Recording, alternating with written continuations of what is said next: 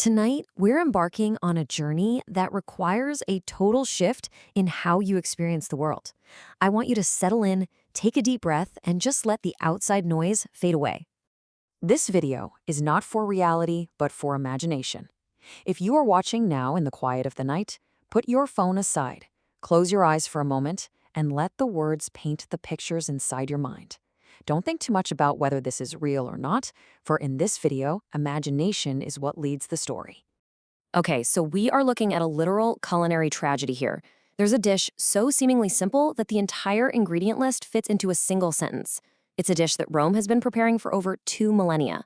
Yet, it's so technically demanding that most people outside of Italy have never actually made it correctly. Not even once. That's 2,000 years of history, and for most of us, 2,000 years of failure. Professional chefs will literally spend their entire careers trying to perfect this because the difference between a transcendent, life-changing bowl of pasta and a terrible, greasy collapse, it all comes down to a single life-or-death decision made in the final 90 seconds of cooking. Okay, let's dive into this. To understand how to achieve perfection, we first have to look at the absolute genetic code of all Roman pasta.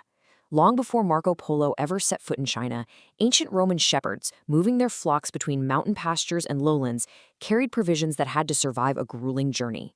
These 4 foundational ingredients are the building blocks: dried pasta, deeply aged Pecorino Romano cheese, cured pork, which we call guanciale, and expensive, flavor-preserving black pepper.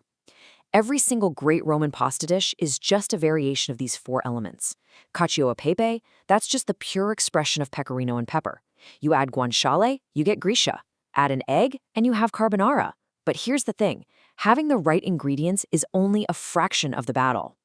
Because you see, anyone can just go buy a block of cheese and a box of pasta.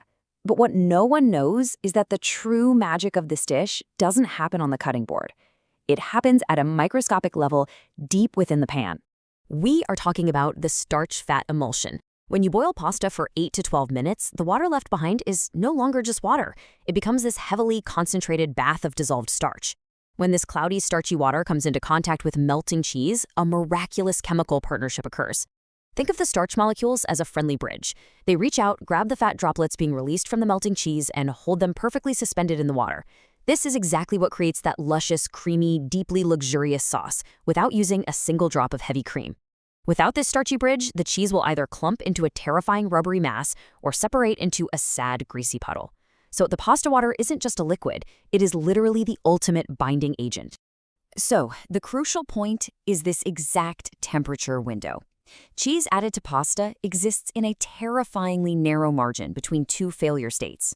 If your pan is too hot, we're talking anything above 85 degrees Celsius, the protein network in the cheese violently collapses. The fat separates and your sauce is ruined.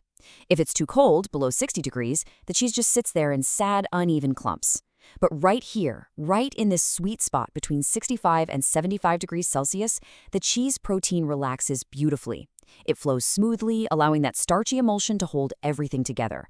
This temperature right here, this is where the magic happens. And when you hit that temperature window, you trigger an explosive chemical reaction. Aged cheeses like Pecorino Romano hold the highest natural concentrations of free glutamate, pure umami of any food on earth. When that glutamate hits the hot, starchy environment of your pasta, it interacts with nucleotides naturally present in the wheat. This phenomenon is called umami synergy, and it produces a flavor response in your brain that is 7 to 8 times stronger than either ingredient on its own.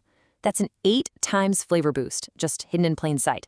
This is exactly why a dish with literally just cheese, pepper, and pasta tastes so impossibly complex. So, we've uncovered the ancient ingredients and the microscopic chemistry. But the most incredible part is yet to come.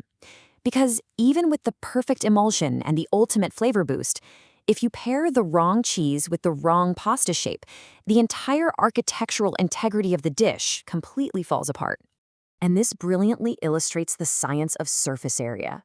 The shape of the pasta dictates exactly how much sauce is captured in every single bite. Look at how specific these pairings are. Sharp, salty Pecorino Romano perfectly grips the square-edged long strands of Tonarelli in a classic Cacio e Pepe. Meanwhile, a creamy, complex Gorgonzola needs the wide, flat runway of pappardelle to pool its rich sauce over maximum surface area. If you're making mac and cheese with a smooth melting Gruyère, you want the hollow spirals of cavatappi to trap the cheese inside and out. It's not just about aesthetics, folks. It's pure functional engineering designed to deliver the perfect payload of flavor straight to your palate. Section 1. The Master Techniques. The strict rules separating failure from perfection. Let's move on and see how this builds into an absolutely unbreakable process. Step 1. You absolutely must reserve at least 1 full cup of that cloudy, starchy pasta water right before draining. It is your liquid gold. Step 2. You pull the pasta out 2 minutes early and finish cooking it directly inside the saucepan. This forces the pasta to absorb the flavor right into its very core, not just on the surface. Step 3, and listen closely because this is where most people fail. You must remove the pan completely off the heat before adding the cheese. Remember that 65 to 75 degree window? The residual heat in the pan is more than enough. And finally, step 4. You add the cheese and that starchy water gradually, in small amounts, tossing constantly. You build that delicate emulsion layer by layer, never overwhelming the pan. But you know, all of that flawless technique means absolutely nothing if you fail the final test. You must serve this dish immediately, ideally on pre-warmed plates. If you let a perfectly emulsified cheese pasta sit on the counter for even 3 minutes while you set the table, the sauce tightens, the cheese begins to set, the delicate emulsion breaks, and the pasta greedily absorbs the remaining liquid until it's completely dry. Time is the final invisible ingredient. Now, what's really interesting about this is the sheer humanity behind the science. The ancient Roman shepherd in the mountains didn't have a kitchen thermometer. He didn't know what starch-fat emulsification or umami synergy meant. He mastered deeply complex food chemistry entirely through intuition, necessity, and generations of observation. He just knew that if he combined these simple provisions in the exact right way, it created something transcendent.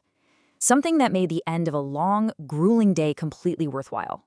So, knowing the beautiful science, the ancient history, and the delicate 90-second dance required to create a perfect emulsion, will you ever commit the sin of using heavy cream in a carbonara again? Cream is a shortcut that masks a lack of technique. But now you have the technique. You know the secrets of the shepherds.